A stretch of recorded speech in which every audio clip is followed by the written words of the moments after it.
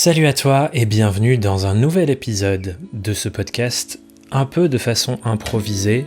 En tout cas, cet épisode n'était pas prévu dans le fil habituel des épisodes de podcast, mais j'avais très envie de faire un épisode pareil, pas scripté, pas préparé, en réaction à un post Instagram que j'ai publié il y a quelques jours.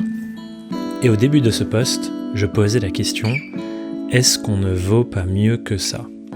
Et en fait, la conversation que j'aimerais qu'on ait dans cet épisode de podcast, c'est une conversation autour de la direction que prend notre écosystème de créateurs, créatrices de contenu, d'accompagnants, de coachs, d'entrepreneurs inspirants, de l'entrepreneuriat en ligne en France. Bref, tous ces gens que tu suis et cet écosystème dont je fais partie pour questionner, je crois, quelque part nos responsabilités face au sujet dont on parle et à la direction qu'on donne à tout un pan de l'entrepreneuriat francophone.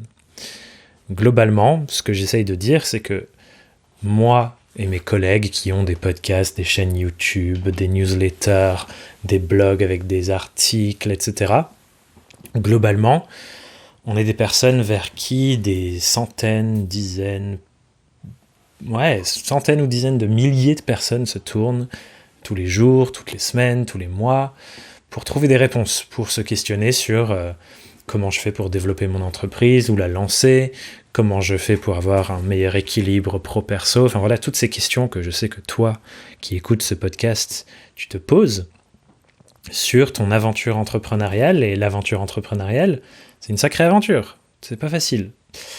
Et donc, il y a toutes ces personnes qui se tournent vers nous, et j'ai l'impression que notre écosystème, il passe à côté des sujets les plus importants dont on devrait parler dans notre écosystème. C'est-à-dire qu'on boucle sur les mêmes choses tout le temps et sur une vision qui est finalement très étriquée de ce que c'est entreprendre. En tout cas, c'est une vision qui est omnibulée par les sujets de croissance, de marketing, de vente.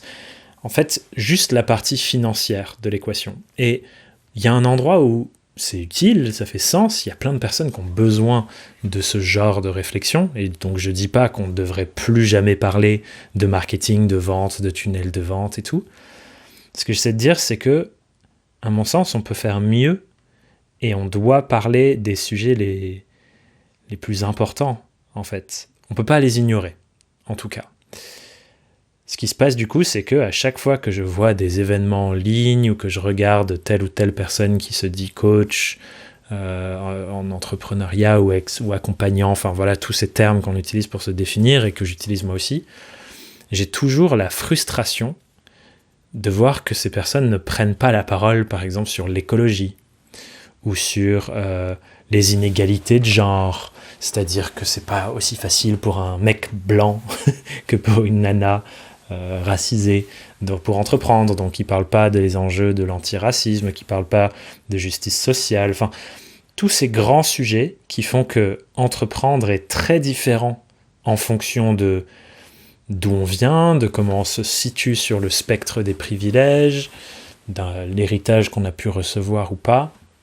En fait, ces sujets, ils sont constamment ignorés, voire pas traités, dans le sens où il y a, je sais, dans certains spectres dans lesquels dans certains endroits où je traîne pas trop, où il y a des gens qui retournent ces sujets contre la personne en disant que c'est un problème de mindset et qu'il faut regarder la situation autrement, blablabla. Bon, on va pas rentrer là-dedans parce que c'est évidemment des choses que je cautionne pas, mais tout ça pour dire que il faut qu'on regarde les choses en face, et ces sujets, je crois qu'on peut faire mieux et qu'on doit faire mieux pour les traiter et les intégrer. Donc, j'avais envie de poser un peu ça sur la table ici et vous partager ma réflexion sur pourquoi, à mon sens, ça me semble important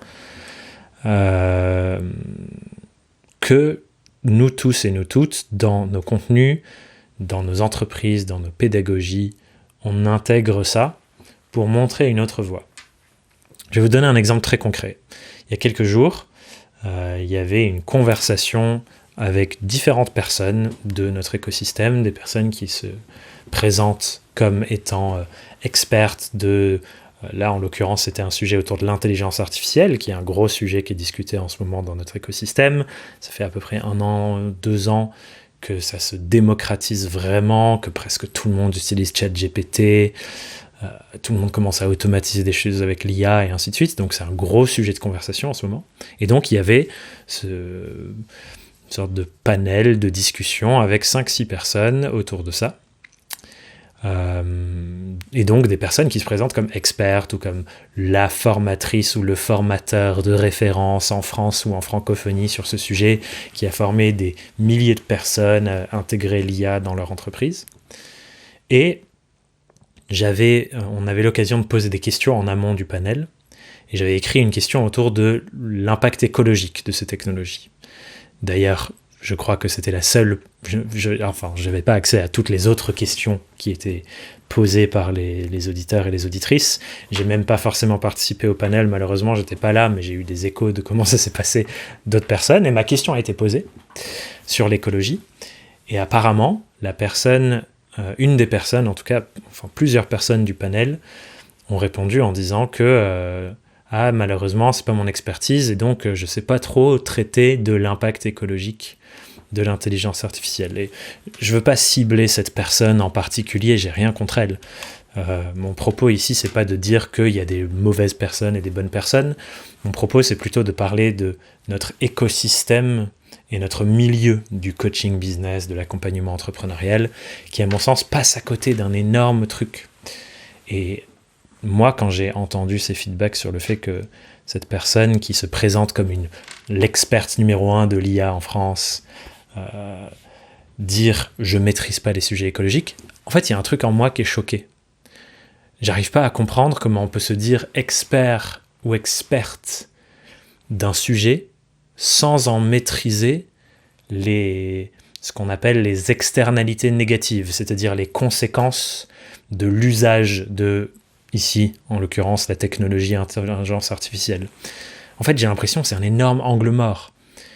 Si je suis capable de parler de comment intégrer l'usage de ChatGPT dans notre processus de création de contenu, par exemple, et c'est un sujet intéressant, certes, mais que j'ai aucune connaissance sur les impacts de l'usage de cette technologie dans mes systèmes de travail, à mon sens, on n'est pas expert du coup. Et c'est ça en fait que je trouve, où je trouve qu'il y a une contradiction profonde dans notre écosystème et dans notre milieu, c'est qu'il y a des sujets qu'on passe sous le tapis en utilisant l'excuse de dire « moi je m'y connais pas », et c'est parce qu'on les sépare. On ne regarde jamais le truc dans son entièreté, on se dit l'utilisation de l'IA est une chose, les conséquences de l'IA en sont une autre, et on fait pas le pont entre les deux, et on ne connecte pas ces choses-là entre elles, et du coup on peut dire bah non, ça ne me regarde, c'est un autre sujet, c'est le sujet écologie, c'est pas le sujet IA. Mais en fait ces deux choses sont intimement connectées. Et c'est ça que je trouve triste et dommage dans notre écosystème, c'est que on est obsédé. Et c'est normal aussi parce qu'on hérite d'un système capitaliste. Laura Besson, qui fait du travail que j'estime beaucoup, parle du fait qu'on a un capitalisme intériorisé, c'est-à-dire qu'on n'arrive pas à voir le monde autrement que par le spectre capitaliste, c'est-à-dire l'accumulation de capital financier, parce qu'on est né dedans, pour ma génération en tout cas, et on n'a jamais connu vraiment autre chose comme fonctionnement du monde. Et donc, c'est notre façon par défaut de regarder les choses. Et du coup, si c'est notre façon par défaut de regarder les choses, effectivement, quand une nouvelle technologie comme l'IA arrive dans nos vies, en tout cas l'intelligence artificielle générative, les outils pour générer des images, générer des textes, etc., eh ben, notre réflexe, c'est de le regarder comme un outil pour du gain supplémentaire. C'est pas le cas de tout le monde. Je sais que beaucoup de gens qui écoutent ce podcast ici, c'est pas votre réflexe à vous. Vous avez plutôt le réflexe de « oh là là, qu'est-ce que cette technologie coûte à l'environnement et à l'humain ?» Mais globalement, si on regarde notre écosystème et toutes les personnes qui produisent du contenu à l'intérieur de cet écosystème, il y a ce réflexe de comment j'utilise cet outil pour un gain. Et j'ai l'impression que c'est ce que fait le marché global avec ça, c'est créer ton entreprise IA, remplace tes prestataires par des IA, recrute ton équipe IA, etc. Et on est en mode « waouh, les gains de productivité de fou que je peux faire pour seulement 20 € par mois » ou je ne sais quoi. Et on ne prend même pas le temps de se poser la question de « ok, j'utilise cette techno, c'est super, mais quelles en sont les conséquences ?» Et du coup, il y a très peu de gens qui maîtrisent les conséquences. Il y a très peu de gens qui savent que faire tourner un outil d'IA générative, ça nécessite d'artificialiser tellement de sol pour créer les centres de données. Il y a tellement de gens qui ne savent pas à quel point ces centres de données consomment de l'énergie, de l'électricité. Générer une seule image avec un outil comme Midjourney, c'est l'équivalent de recharger notre téléphone entièrement de 0 à 100. Et donc, comme à chaque fois qu'on fait un prompt, ça génère 4 images pour nous proposer des trucs, et qu'en général, on a besoin de 4 ou 5 prompts, donc une vingtaine d'images pour avoir une image à peu près semblable à ce qu'on veut, ça fait qu'on a rechargé notre téléphone, je vous laisse faire le calcul, beaucoup de fois. Donc ça consomme beaucoup d'électricité, et en plus la nuance, c'est que c'est pas une électricité française décarbonée. En France, on a la chance que le mix énergétique, c'est du nucléaire, il y a une partie de renouvelable, disons à 98%, c'est de l'énergie bas carbone. Mais les centres de données qui font tourner les outils IA ne sont pas en France, ils sont aux États-Unis. Et le mix énergétique des États-Unis, c'est pas le même qu'en France. Il est moins décarboné qu'en France. Donc c'est pas la même électricité qu'on consomme. Ça, il y a beaucoup de gens qui n'en ont aucune idée. Il y a beaucoup de gens qui ne savent pas à quel point les centres de données qui utilisent l'IA consomment énormément d'eau, de l'eau potable qui a manqué dans des villages en France, où pendant des semaines et des semaines, on ouvrait le robinet, il n'y avait pas d'eau. Pendant les sécheresses, c'était il y a 2-3 ans l'été. Il n'y avait pas d'eau, et c'était des camions-citernes qui emmenaient de l'eau dans les villages. Et cette eau, on l'utilise pour faire tourner nos outils IA. Quand on a mis l'IA partout dans son entreprise, en fait, qu'est-ce qu'on fait ? On rend nos entreprises dépendantes à une consommation énergétique, électrique et en eau beaucoup plus grande que ce qu'on faisait sans les IA avant. Qu'est-ce qu'on fait aussi en utilisant les IA ? On augmente le besoin humain d'artificialiser les sols. Alors que le plan pour les accords de Paris, par exemple, pour respecter la biodiversité dont on a besoin pour survivre, il demande 0 artificialisation nette des sols, c'est-à-dire qu'on n'artificialise plus aucun sol, ou alors si on en artificialise, il faut revégétaliser d'autres sols, donc arracher le goudron et ainsi de suite, et les rendre à la nature, sachant que un sol qu'on artificialise de nouveau et un sol qu'on libère du goudron, ils n'ont pas du tout la même capacité à capter du carbone, et donc c'est pas exactement pareil. 1 mètre carré qu'on artificialise de nouveau, vs 1 mètre carré qu'on relibère, pas le même impact. Bref, toutes ces choses-là, à mon sens, c'est des choses que n'importe quelle personne qui se dit experte de l'IA pour les entrepreneurs doit maîtriser et savoir. Parce que quand nous, on prend la décision de « Ok, à cet endroit de ma méthode de travail dans mon entreprise, j'ai envie de mettre un peu plus d'intelligence artificielle », en fait, il faut qu'on maîtrise pas juste le coût économique de ça. Ah ben, je vais me payer un abonnement à 20 € par mois à ChatGPT. Non, il faut qu'on maîtrise le coût écologique de ça. Pourquoi est-ce qu'on ne le fait pas ? Parce que dans nos entreprises, on ne fait pas une comptabilité écologique. Ces enjeux, ils sont invisibilisés, ils ne sont pas pris en compte dans notre façon de réfléchir à qu'est-ce que j'achète pas, les dépenses que je fais, la manière dont je fonctionne et je travaille. C'est pas pris en compte, ces enjeux, parce que l'entreprise, pour l'instant, n'est pas conçue comme ça. Mais à mon sens, c'est ça la vraie réflexion que notre écosystème entrepreneurial devrait avoir, que quelqu'un qui se positionne comme un leader d'opinion ou un créateur de contenu pédagogique sur l'entrepreneuriat, c'est ça les enjeux de pointe qu'on doit traiter. C'est cela qu'on doit avoir en tête. Quand on se dit ambitieux, quand on se dit être une personne qui pense au futur de l'entrepreneuriat en France et qui veut inspirer des milliers de personnes, en fait, dans un contexte de crise écologique dans laquelle nous sommes, je suis désolé, mais c'est ça les sujets qu'on doit avoir en tête. Et ne pas les avoir en tête, à mon sens, c'est manquer d'ambition. Il y a Laure Daudier de Maslow Boîte qui en ce moment parle beaucoup de cette notion d'ambition qu'on nous rabâche sans cesse sur il faut être ambitieux, viser les 6 chiffres, 7 chiffres par an, nanani nanana, et que c'est ça l'ambition. Et en fait, je crois pas que ce soit ça l'ambition. Je partage beaucoup le point de vue de Laure là-dessus. C'est que être ambitieux, c'est pas juste cibler un gain financier. Si on pose que sur la dimension financière de l'entreprise, à mon sens, c'est manquer d'ambition. L'ambition dans l'entrepreneuriat, à mon sens, c'est maintenant la partie financière, certes, parce qu'elle sera toujours importante, l'argent c'est l'oxygène de nos boîtes, mais c'est aussi faire ça avec la dimension écologique au cœur du projet. C'est beaucoup plus dur et donc beaucoup plus ambitieux de bien combiner les deux, avec la dimension sociale aussi. Comment on fait pour que mon entreprise soit un vecteur pour réduire les inégalités sociales plutôt que de les augmenter, là où la plupart de ces grands entrepreneurs inspirants, etc., mettent de l'énergie sur comment je fais de l'optimisation fiscale et du coup comment l'argent me revient plus à moi que être redistribué aux personnes qui en ont aussi besoin. L'évasion fiscale, grand sujet de discussion entre les entrepreneurs avancés. Je le vois malheureusement quand je participe à des retraites ou des masterminds. Les gens se partagent leur petit filon de bons comptables pour faire de l'optimisation fiscale, parfois délocaliser la boîte ailleurs pour payer moins d'impôts. Moi, ça me choque que ça, ce soit un sujet plus d'intérêt, d'obsession pour des gens qui se disent vouloir montrer la voie aux entrepreneurs que le sujet écologique, justice sociale, antiracisme, etc.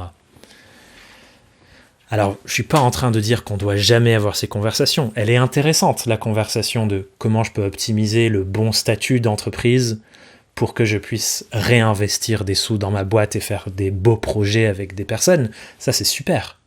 Moi, j'aimerais bien avoir plus de moyens financiers pour investir dans des projets et bosser avec des gens géniaux. Évidemment que j'ai envie de ça. Mais ce n'est pas mon obsession unique pour favoriser mon propre enrichissement. C'est au service d'autre chose. Et je crois que c'est ça l'ambition dont on a besoin. Donc bref, je dis tout ça parce que je crois qu'on a besoin de faire une autopsie, entre guillemets, enfin qu'on se regarde un peu plus droit dans les yeux avec notre écosystème. Que toutes les personnes qui font de l'accompagnement se posent véritablement cette question. Est-ce que je vaux pas mieux que juste être obsédé par le fait de parler d'argent? Est-ce que je vaux pas mieux que le fait de juste parler de tunnels de vente? Est-ce que je vaux pas mieux que de simplement être tout le temps en train de rabâcher les mêmes histoires sur faire plus de vues, nanani nananou? Et je crois que oui. Je crois qu'on vaut vraiment plus que ça. Je crois qu'on vaut, et que vous d'ailleurs ici qui nous écoutez, et qui écoutez bien sûr, je sais, d'autres personnes, je ne suis pas la seule personne que vous écoutez, c'est bien d'ailleurs, il ne faut pas écouter qu'une seule personne, mais je crois que vous, en tant qu'auditeur, auditrice, en tant que client, cliente de formation, de coaching, de programme, de groupe, de je ne sais quoi, je crois que vous méritez qu'on se bouge le cul, nous, en tant que formateurs, formatrices, coach, etc., pour produire du savoir plus complexe, plus représentatif de la réalité, et qui prennent en compte les enjeux que notre société traverse aujourd'hui. Et moi, ça me choque, je vais lire des choses de mon post LinkedIn. Quand un de vous, parce que c'est le cas, vous le demandez parfois en masterclass ou en live ou sur les réseaux, quand vous demandez comment on fait pour réduire l'impact carbone et écologique de nos entreprises, et que la personne en face, elle bafouille en disant « je suis désolé, on ne peut pas être expert de tout », je suis désolé, en fait, si tu devrais t'intéresser à ce sujet. Quand vous demandez comment je fais parce que je vois que le patron de Meta, il est en train de vriller à l'extrême droite et de suivre Trump dans ses délires, et qu'on vous dit « je suis désolé, c'est pas mon combat. Moi, ce que je sais faire, c'est avoir plus de vues sur Instagram. » En fait, je suis désolé. Si ton expertise, c'est Instagram, c'est un sujet qui doit t'intéresser. Quand on voit les gens qui sont ravis que Trump ait permis de faire en sorte que TikTok revienne aux États-Unis, qui sont là, merci Donald Trump, juste parce qu'ils n'ont pas perdu leur outil de travail. Et je comprends, c'est flippant. Si tout mon argent est fait sur TikTok, et toute ma visibilité est sur TikTok et TikTok ferme, je comprends que ça fasse peur. Mais célébrer le fait que ça revienne grâce à Trump, c'est la mauvaise conversation. La bonne conversation que ces personnes-là devraient avoir avec elles-mêmes, mais aussi avec le reste de l'écosystème, c'est je suis dépendant d'un outil qui divise le monde et qui fait en sorte que les politiciens et les politiciennes d'extrême droite puissent prendre le pouvoir. Est-ce que j'ai vraiment envie d'être dépendant de cet outil-là et que mon entreprise dépende de ça? Et je crois que la réponse, elle doit être non. Donc bref, toutes ces choses-là, tous ces sujets, la santé mentale, les inégalités sociales, le féminisme, l'antiracisme, l'écologie, tous ces sujets-là sont malheureusement absents de l'immense majorité des conversations entre entrepreneurs avancés, inspirants du web, blablabli, blablablou. C'est absent. Et quand c'est ramené sur le tapis par des gens comme moi, ou Tatiana Saint-Louis qui ouvre sa gueule, ou Antoine Gérard qui a ouvert sa gueule dans un des panels de cet événement dont je parlais, quand on ramène le sujet sur la table, eh bien on voit que les personnes n'ont aucune idée en face, que la plupart n'ont jamais creusé, ne se sont pas donné la peine de se poser la question. Et ça fait partie du problème. Je ne demande pas à tout le monde d'être expert. Je ne suis pas en train de dire aux gens qu'il faut absolument que vous sachiez tout du jour au lendemain. Non, ce que je suis en train de dire, c'est qu'on ait l'honnêteté intellectuelle de faire les mêmes efforts sur ces sujets-là que les efforts qu'on fait sur optimiser les 3 premières phrases copyrightées de ma page de vente. On met tellement d'énergie dans ces sujets-là, le copywriting, la pub, le machin, le truc, parce qu'on veut faire un gain financier, je comprends, et c'est ok, c'est normal, on a le droit. Mais on ne peut pas faire ça au détriment des autres sujets importants. Pourquoi on le fait ? Je crois que c'est parce que c'est inconfortable, ces autres sujets. Et comme c'est inconfortable, parfois ça fait du bien de rester dans le déni. Et ok, on a besoin de protéger notre santé mentale de ça aussi. C'est un vrai sujet, la santé mentale là-dedans. Des fois, on n'a juste pas les moyens de s'en occuper. Et c'est fine. Si, pour vous, c'est une stratégie de survie de ne pas mettre le nez là-dedans, c'est ok. Le principal, c'est votre survie. Mais pour des gens qui ont l'espace de le faire, pour les gens qui ont la santé mentale et physique disponible pour le faire, pour les gens qui ont les entreprises les plus rentables, avec les plus belles marges de notre écosystème et qui cessent de bosser pour augmenter ça, en fait non. Ces gens, ils ont l'espace, le temps, les moyens financiers de prendre le temps de s'y intéresser. Donc tout comme on s'est bouffé, vous voyez tous mes bouquins là, comme on s'est bouffé tous ces livres sur le marketing, sur le business, sur les profils inspirants d'entrepreneurs dont on a lu les biographies, ben en fait on doit faire le taf aussi sur les bouquins sur l'écologie. On doit faire aussi le taf sur les bouquins sur l'antiracisme, sur la justice sociale, sur les dérives fascistes politiques. Tout ça, on doit faire le taf. Un jour, nous aussi, on s'y connaissait pas dans développer une entreprise, on a appris. On s'y connaissait pas dans créer un podcast, créer un média, on a appris. Et donc aujourd'hui, dans le monde dans lequel on vit, quand on doit se poser la question de l'empreinte écologique et le bilan carbone de nos boîtes, eh ben faut apprendre aussi. Et quand on a des milliers, dizaines de milliers, centaines de milliers, parfois millions de personnes qui regardent nos contenus, qui écoutent ce qu'on dit et qui utilisent ce qu'on dit pour orienter leur vie, on a une responsabilité de parler de ça. Et on peut en parler sans avoir l'expertise de savoir quoi dire. On peut dire, écoutez, je me pose des questions là-dessus, j'ai pas la réponse, je les cherche, comme vous. Est-ce qu'il y a des gens comme entre vous qui ont les réponses, aidez-moi. Mais ça, on peut le faire. Et je crois qu'on doit le faire plus. Est-ce que tout le monde va devenir militant médiatique là-dessus ? Non. Mais je crois qu'on doit vraiment remettre ces sujets au cœur de nos entreprises. C'est ça mon point. Mon point, c'est pas de dire qu'on doit tous et toutes parler d'écologie toute la journée sur les réseaux sociaux. On peut complètement continuer de parler d'entrepreneuriat au sens croissance financière, marketing, clientèle du terme. C'est fine. C'est ok de faire comme ça. Mon point, c'est de dire que je crois qu'on doit collectivement, dans notre écosystème, autant vous, clients, que nous, créateurs et créatrices, remettre au cœur de notre façon de penser l'entreprise les sujets de société qui sont capitaux aujourd'hui. Parce que si on ne le fait pas, je crois que les autres ne le feront pas non plus. Et on peut créer un vrai mouvement en le faisant. Et je crois qu'on a besoin de ce mouvement. Si les politiciens et les politiciennes ne se bougent pas, on doit prendre la main sur le sujet. Si les grandes entreprises ne se bougent pas, on doit prendre en main ce sujet. On a une responsabilité individuelle de le faire. Donc voilà, je voulais déposer ces quelques pensées. J'ai pas la science infuse là-dessus. Je suis pas parfait non plus.